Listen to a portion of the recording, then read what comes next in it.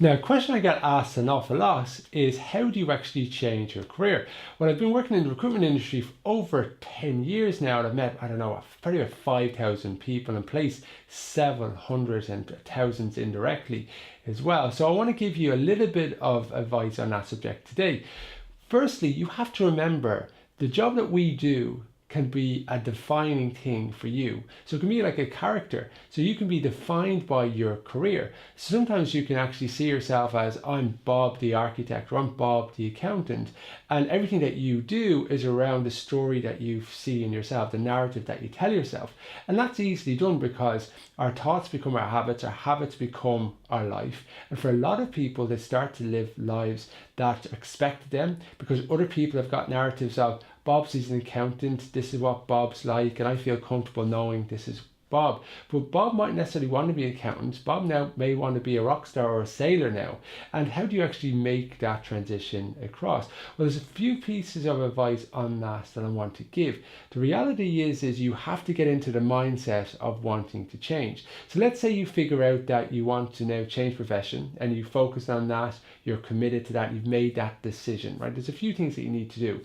Number one, you need to be prepared to learn. Every day is going to be a school day, but compound it, you're going to need to learn an awful lot. And you also need to remember, you cannot be scared of looking foolish or feeling like you're foolish. You're going to come from becoming a very, very good place before, so maybe you're an expert at what you used to do, but now you're going into something new and it's game ball. You're going to have a lot of people that may be a lot younger than you who actually have got a lot more experience than you. So you're going into a new transition. So you need to be comfortable being vulnerable.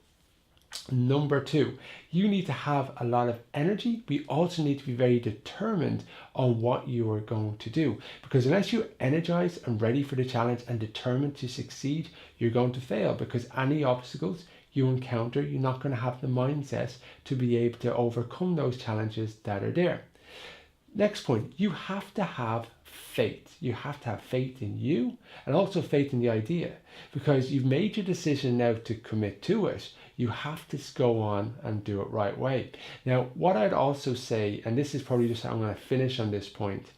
If you want to find out a role is right for you, go and find somebody who's doing it well and ask them for a coffee, befriend them. Say, I'd like to find out about this. I'd like to find out a little bit more.